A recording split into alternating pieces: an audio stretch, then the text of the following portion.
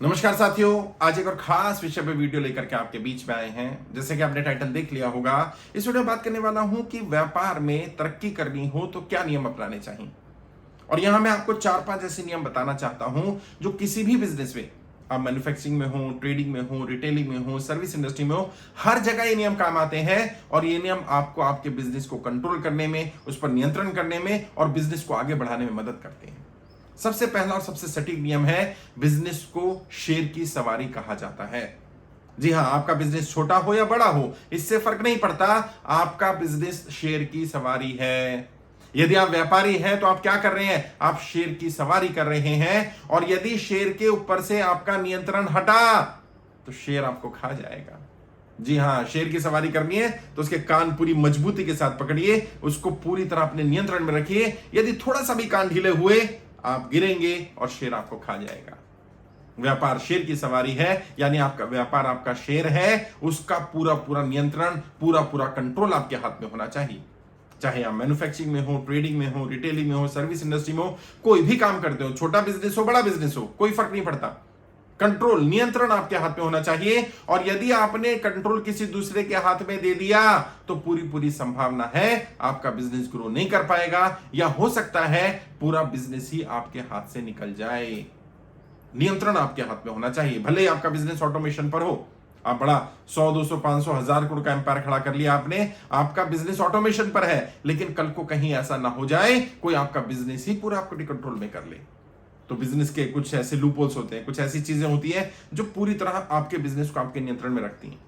आप service industry में तो आप जानते होंगे उसमें ऐसे कौन कौन से पॉइंट्स हैं जिसके कारण बिजनेस आपके नियंत्रण में रहेगा।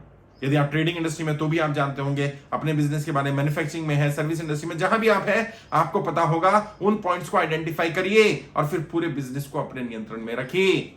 काम दूसरे कर सकते हैं, बहुत सारे स्टाफ आपके पास हो सकते हैं, हर किसी के अलग अलग दायित्व, अलग अलग जिम्मेदारी हो सकती है, बट आपका दायित्व क्या है? आपका दायित्व है नियंत्रण करना। यह पहला दायित्व है। इसके बाद दूसरा नियम आता है जो बिजनेस में तरक्की करने में, ग्रोथ करने में मदद करता है, हर दिन हर समय कुछ नया करते रहने की इच्छा। जी हां, बिजनेस को अपडेट करिए, अपग्रेड करिए। समय के साथ बहुत सारी चीजें बदल रही हैं। बहुत सारे लोग जो ट्रेडिशनल बिजनेस करते थे, ट्रेडिशनल बिजनेस आइडियाज पर रहते थे, उन्होंने अपने आप को समय के साथ जो बदलाव हो रहे थे उन बदलावों के हिसाब से नहीं ढाला और वो समाप्त हो गई। कोडैक कंपनी में कोई कमी नहीं थी भाई, बट वो स्मार्टफोन जब आने वाले थे, जब मेमोरी कार्ड वाले कैमराज आने वाले थे, वो तब भी रोल बना रहे थे। वो अपग्रेड नहीं कर पाए, अपडेट नहीं कर पाए, वो भविष्य के हिसाब से योजना नहीं बना पाए। फूजी फिल्म हुआ करती थी कभी, वो समाप्त हो गई कंपनी। एचएमडी घड़ी, कोई कमी नहीं थी उस घड़ी में, लेकिन मैं आपको अपडेट अपग्रेड नहीं कर पाई।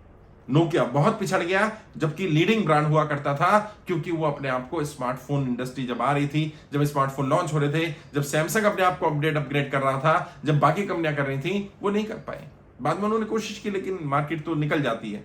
मार्केट में कोई ये नहीं कह सकता मैं परमानेंट हूं, मार्केट बदलती रहती है। यदि आप नहीं बदलेंगे तो कोई आकर के आपका स्पेस ले लेगा। आपको अपने बिजनेस करना, मैं ये नहीं कह रहा हूं कि एकदम से ट्रेडिशनली बिजनेस पैटर्न को बंद करिए और नया बिजनेस पैटर्न लाइए, नहीं, एकदम से नहीं कर रहा, ड्रास्टिकल चेंज नहीं करना। लेकिन जैसे रोड पर चल रहे होते हैं और इस लेन में हमें दिख रहा है ट्रैफिक है, या लेन चेंज करनी है, तो आहिस्ता आहिस्ता आहिस्ता आहिस्ता हम लेन चेंज कर देना, बस ऐसे आहिस्ता आहिस्ता लेन चेंज करनी है। अपने बिजनेस में थोड़ा थोड़ा थोड़ा थोड़ा चीजें अपग्रेड करना है, अपडेट करना है, ताकि 10 वर्ष 5 वर्ष के लंबे अंतराल पर जब देखा जाए तो बिजनेस 5-10 वर्ष पहले जैसा था अब वैसा ना रहा हो।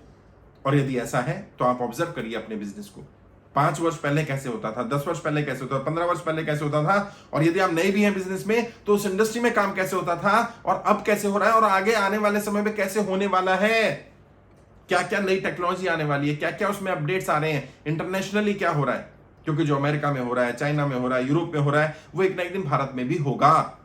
तो उसको देख करके अपने बिजनेस को अभी से ही अपडेट करना, अपग्रेड करना और अपने आप को अपग्रेड करना। तीसरी चीज, बिजनेस ग्रोथ के लिए, लोग शायद हैरानी होगी लोगों को ये जानकारी या ये सुनकर, लोगों को शायद अजीब लगे, बट सच्चाई ये है, we don't have business problems. Yes, we don't have business problems, we have peoples problem. हमारे यहां बिजनेस की समस्या नहीं है, बिजनेसमैन की समस्याएं हैं, लोगों की समस्याएं हैं। सही स्टाफ का ना मिलना, सही मालिक का ना होना, मालिक की सोच का सही ना होना, बिजनेस ओनर की अपनी आइडियाज, थॉट्स को क्लियर ना होना, वो बिजनेस क्यों कर रहे हैं, क्यों उन्हें ग्रोथ चाहिए, कितनी ग्रोथ चाहिए, उतनी ग्रोथ प्रैक्टिकल है कि नहीं है, प्रैक्टिकल है तो उसके लिए क्या क्या इनिशियल रिक्वायरमेंट रहेगी, क्या मिनिमम रिसोर्सेज रहेंगे, उनके बारे में उनको जानकारी नहीं है। सही स्टाफ नहीं मिल रहा, अब स्टाफ मिल भी नहीं रहा और ये मालूम भी नहीं कि स्टाफ मिलेगा कैसे।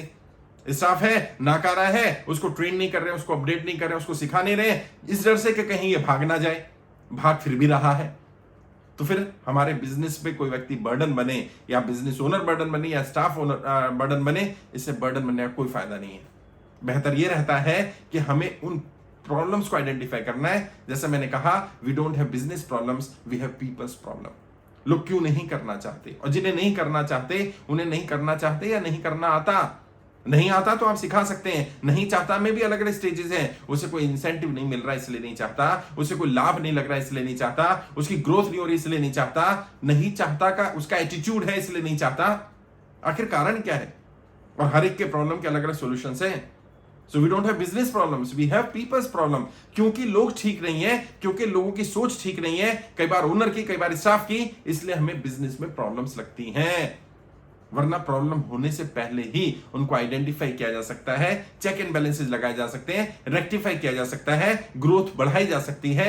लेकिन ग्रोथ कोई बढ़ाना ही ना चाहे तो, किसी को नहीं पता कि मेरे बिजनेस की ग्रोथ कैसे होगी, तो सिखाया जा सकता है। अच्छा, वो चाहे ना, करना ही ना चाहे, अब क्या करेंगे आप? मैं अक्सर एक एग्जांपल देता हूं, आप घोड़े को पानी पिलाने के लिए पानी तक ले जा तो सकते हैं, लेकिन जबरदस्ती पानी पिला नहीं सकते। पानी तो सब वो तब पिएगा जब उसका मन करेगा। आप चाहे कितना ही एफर्ट कर लीजिए, कितनी ही कोशिश कर लीजिए, तब तक बिजनेस में ग्रोथ नहीं होगी जब तक आपके स्टाफ में बदलाव ना आए, उसके एटीट्यूड में बदलाव ना आए। और वो तब आएगा जब आपके एटीट्यूड में बदलाव आएगा, आपकी सोच में परिवर्तन आएगा, जब बिजनेस ओनर अलग ढंग से सोचेगा, साधारण से असाधारण बनने की प्रक्रिया पर जाएगा। और उसके लिए मेहनत करनी पड़ती है, एफर्ट करने पड़ते हैं, जानना पड़ता है, सीखना पड़ता है। पहले खुद को जानना पड़ता है, मेरे क्या प्लस पॉइंट्स है, मेरी स्ट्रेंथ क्या है, मेरी वीकनेसेस क्या है, मैं क्या कर सकता हूं, क्या क्या नहीं कर सकता, मुझे क्या क्या करना चाहिए और क्या क्या छोड़ देना चाहिए। और जब आप सारे एंगल्स में चीजों को देखते हैं, जब पूरे कैनवास को एक साथ देखा जाता है, तो आपको प्रॉब्लम्स एरियाज आइडेंटिफाई हो जाते हैं। और फिर प्रॉब्लम पर फोकस ना करके सॉल्यूशन पे फोकस करना ज्यादातर बिजनेस की ग्रोथ ना होने का एक बड़ा कारण है। हम प्रॉब्लम पर फोकस करते हैं। जी हाँ, चौथी चीज है, हमारा फोकस कहां पर है। अगर हम प्रॉब्लम पर फोकस करेंगे तो क्या होगा, प्रॉब्लम बड़ी दिखेगी, बड़ी हो जाएगी। क्यों? क्योंकि कुदरत का नियम है, जिस चीज पर भी हम फोकस करते हैं वो बड़ी हो जाती है, समस्या हो या समाधान। और ज्यादातर समय बिजनेस ओनर्स प्रॉब्लम पर फोकस कर रहे होते हैं, ना कि सॉल्यूशंस पर। और क्योंकि बिजनेस ओनर ऐसे होते हैं, व्यापारी खुद ऐसा होता है, तो उसका स्टाफ भी ऐसा ही हो जाता है। वो भी प्रॉब्लम पर डिस्कस करते हैं, ये प्रॉब्लम है, ये प्रॉब्लम है, ये प्रॉब्लम है, ये प्रॉब्लम है, ये प्रॉब्लम है। अरे सॉल्यूशंस क्या है भाई? हमारा ज्यादातर समय डिस्कशन में सॉल्यूशंस पर जाना चाहिए। अफसोस की बात, हमारा ज्यादातर समय डिस्कशन में जाना है प्रॉब्लम्स की। ये प्रॉब्लम है और कुछ हाइपोथेटिकल प्रॉब्लम्स हैं। अगर ऐसा हो गया तो, अगर ये हुआ, ये हुआ, ये हुआ, फिर ये हो गया और इसका इंपैक्ट ये पड़ गया तो। अरे भाई, इतना दूर तक भी नहीं सोचना। और प्रॉब्लम के लिए नहीं सोचना, ग्रोथ के लिए सोचना है, डेवलपमेंट के लिए सोचना है, तरक्की करने के लिए सोचना है। प्रॉब्लम पर क्या इतनी दूर तक सोचना? ज्यादातर बिजनेस ओनर्स, ज्यादातर उनके स्टाफ, क्योंकि उन्हें पता ही नहीं है कि फोकस किस पर करना चाहिए, तो ज्यादातर समय बिजनेस की प्रॉब्लम्स पर फोकस करने के कारण बिजनेस की ग्रोथ पर नहीं काम कर पा रहे। तो यदि आप बिजनेस की ग्रोथ चाहते हैं, तरक्की चाहते हैं, तो ये चौथा सटीक नियम अपनाइए। ज्यादातर समय अपने सॉल्यूशंस पर लगाइए। प्रॉब्लम पर 5 मिनट, सॉल्यूशंस पर 50 मिनट। ये एवरेज होना चाहिए 10 टाइम। अगर किसी ने प्रॉब्लम डिस्कस की 15 मिनट के लिए, तो आपको पता है कि मुझे 150 मिनट देने हैं, यानी कि लगभग मुझे 2.5 घंटे 3 घंटे का समय देना है इस प्रॉब्लम को सुनने, सॉल्यूशन ढूंढने के लिए, ताकि मैं प्रॉब्लम के सॉल्यूशंस पे पहुंच पाऊं। जब भी मीटिंग हो रही हो, बोर्ड मीटिंग, वहां भी डिसाइड कर लो भाई, प्रॉब्लम पर हम बात करेंगे 5 मिनट के लिए, सॉल्यूशंस पे बात करेंगे 50 मिनट के लिए, और 55 मिनट में मीटिंग वाइंड अप करेंगे, मैक्सिमम 1 घंटे की मीटिंग। ऐसा ऐसा ऐसा ऐसा क्या होगा, आप देखेंगे आपके यहाँ प्रॉब्लम्स तो आएंगी, लेकिन उनके सॉल्यूशंस, मल्टीपल सॉल्यूशंस मिलने शुरू होंगे। आप ग्रोथ कर रहे होंगे, तरक्की कर रहे होंगे, और बिजनेस में जो जो प्रॉब्लम्स आएंगी उनके जब सॉल्यूशंस ले लेंगे, सॉल्यूशंस कर देंगे, तो आहिस्ता आहिस्ता आपको दिखेगा प्रॉब्लम्स कम है, ग्रोथ की, डिस्कशंस की, तरक्की की, बाकी चीजों की बातें ज्यादा हो रही हैं। और जिस भी ऑर्गेनाइजेशन में ग्रोथ की ज्यादा बातें हो, जिस ऑर्गेनाइजेशन में तरक्की के बारे में ब्लूप्रिंट पर डिस्कशन हो, एक्सटेंशन, एक्सपेंशन के बारे में बात हो रही हो, उस ऑर्गेनाइजेशन की ग्रोथ की, तरक्की की संभावना भी अधिक होती है। तो आज मैंने कोशिश की बताने की कि बिजनेस में कैसे आप ग्रो कर सकते हैं, कौन कौन से सटीक नियम अपना करके बिजनेस में तरक्की की जा सकती है। फिर भी कोई डाउट है, कुछ पूछना चाहे अपने बिजनेस के बारे में, कोई सवाल है, कुछ मन में क्वेश्चन है, तो आप वीडियो के डिस्क्रिप्शन जाइए, मेरा फोन नंबर मिल जाएगा। 2-4-5 मिनट बात करना चाहे डायरेक्ट बात कर सकते हैं। मैं कोशिश करूंगा आपको गाइड कर पाऊं। यदि आप बिजनेस ट्रेनिंग लेना चाहें तो आप यूट्यूब के माध्यम से बिजनेस ट्रेनिंग ले सकते हैं। आप देखिए सब्सक्राइब के साथ ज्वाइन बटन है ब्लू कलर का, वहां क्लिक करेंगे, अलग अलग ऑप्शंस आ जाएंगी। जिस लेवल की बिजनेस ट्रेनिंग आप लेना चाहें वहां से ले सकते हैं। आज के लिए इतना ही। आपके उज्जवल भविष्य के लिए हार्दिक शुभकामनाएं। जय हिंद, जय भारत।